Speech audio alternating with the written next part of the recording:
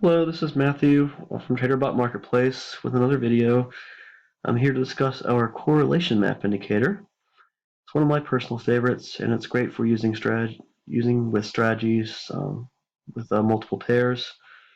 I'm looking to compare how they move with each other and exploiting anything as a result of that. For those of you who don't know what correlation is, basically it's how much two pairs move together over a period of time. Take the euro dollar and the pound dollar.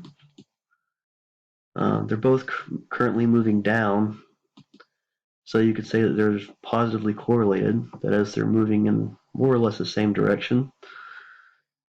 Let's consider the euro dollar again, this time against the dollar CAD. Dollar CAD's moving up, more or less, whereas the euro dollar is moving down. So again, you could say that they're correlated, but they're negatively correlated. That is, they're more or less moving in opposite directions. Two symbols which really have nothing to do with each other or really seem to move random against the other one. You could say they have little or no correlation, and those two pairs probably wouldn't be conducive to trading any type of correlation strategy. The correlation map itself uses correlation coefficients.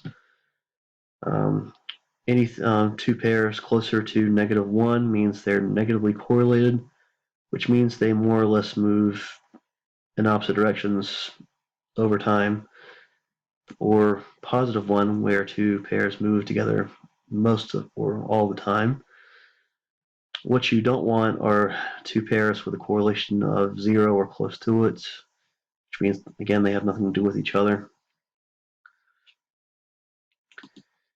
You want to load the indicator on a symbol that has a lot of movement, so the correlation map will update as frequently as possible. The time frame of the chart that you load the indicator on is also used as the basis for whatever the correlation calculations use.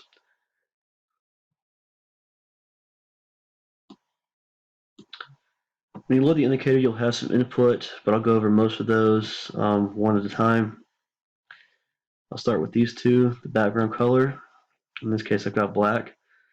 When you load the indicator, the chart will turn completely to that color. So this would turn to solid black. This will give the correlation map a solid background, and so anything on the chart won't interfere with the map itself. The header color, you want to choose a color that sits nicely against the background. This is more or less the frame of the correlation map. Have dark gray.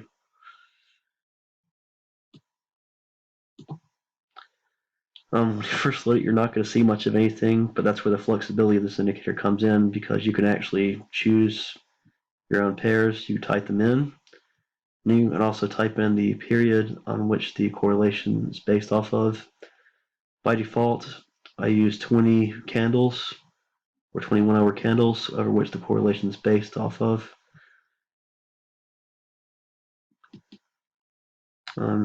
First input I'll show you is the size of the map. Currently I've got it housing 10 pairs. You can also make the map smaller. Let's make it 4 pairs.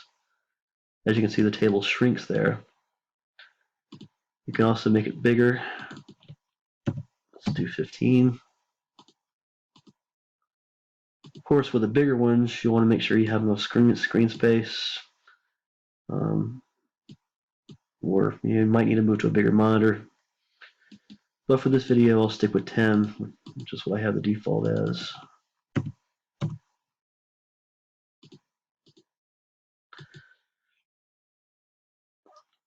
You can change the number of intervals by simply typing in a different value.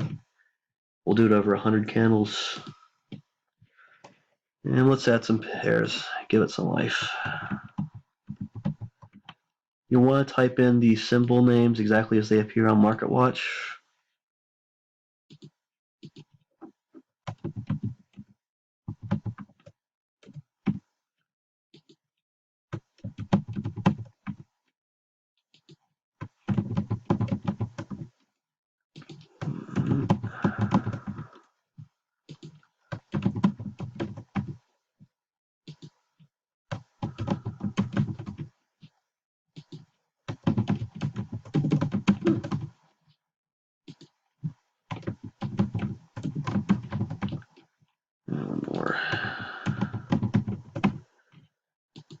Alright, that's more like it. Maps come to life. And when you look at the correlation values themselves, you want to look for pairs that have either a deep green or a deep red. The euro dollar against the Aussie dollar has very high positive correlation, 89%, so it'll be a deep green. Whereas the dollar yen against the pound dollar has very negative correlation, or negative 84%, deep red. So those are the type of symbol pairs you would want to look for to take advantage of correlation. Right now, the dollar CAD is not really correlated with anything at all right now, at least over 100 1-hour bars. So when you change, you can also change time frames, and the values will update.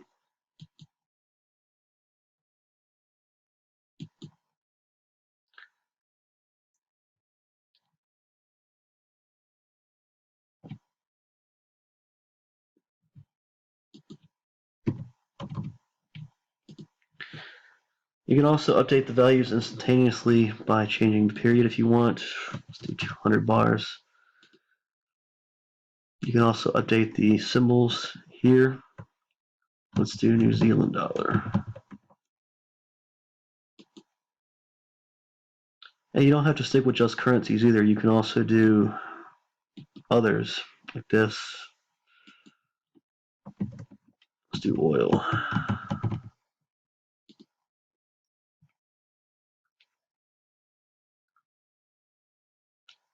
One option I do have in here, some of you might find it useful.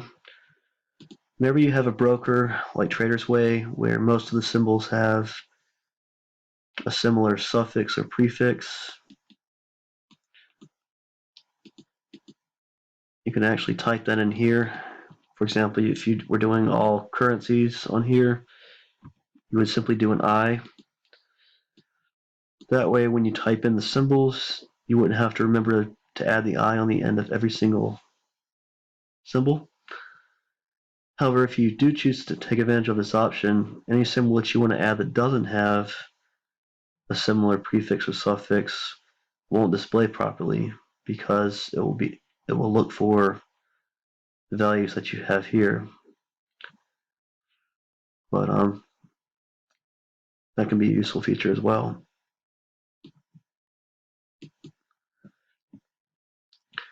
Now the indicator, if you choose to change parameters, or if you wish to remove the indicator and to load it again, it might be cumbersome to have to type in the pairs again over and over, as well as the period saved. There is a way to save it, and I'll show you how to do it. You can actually save the symbols that you want in a CSV. It's very easy to set up. For the first time setting it up, you would simply go to Notepad. The very first thing you would want to type is the period over which the correlation is based. Let's do 100 in this case. And you would simply list your pairs that you want the indicator to remember.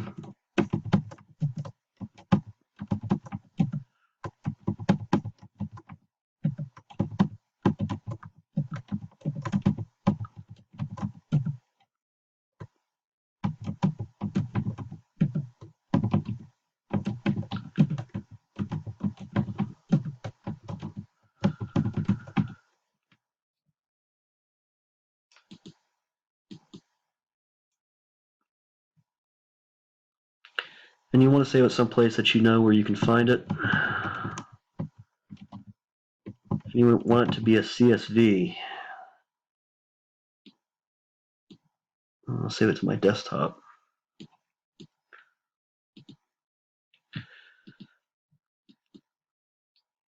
In the input, you can, by default, it looks for the CSV, correlation CSV, but you can actually name it anything you want, but I'll keep it as that for this demonstration.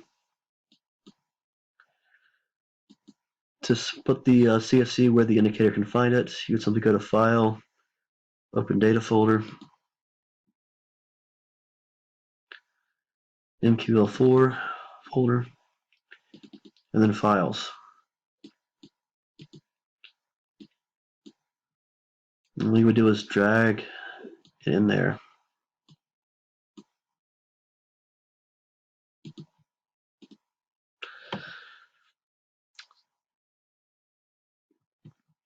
And then you want to hit this button here, which saves the settings that you have. You simply click this button here.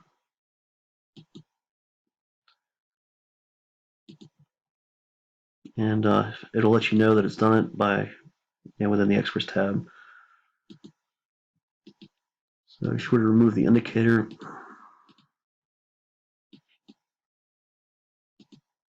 It'll remember it on the next go around.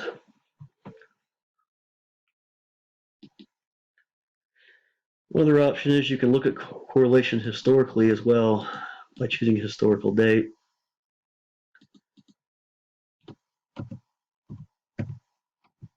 Let's look at last Tuesday at 3 o'clock.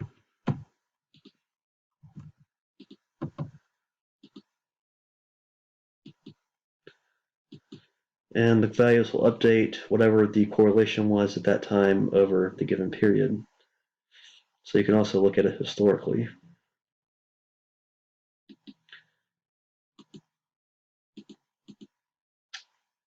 And one last option, you can also change the position of the correlation table by the number of pixels from the upper left corner. Let's move it 50 pixels to the right and 50 pixels down. So the table moves.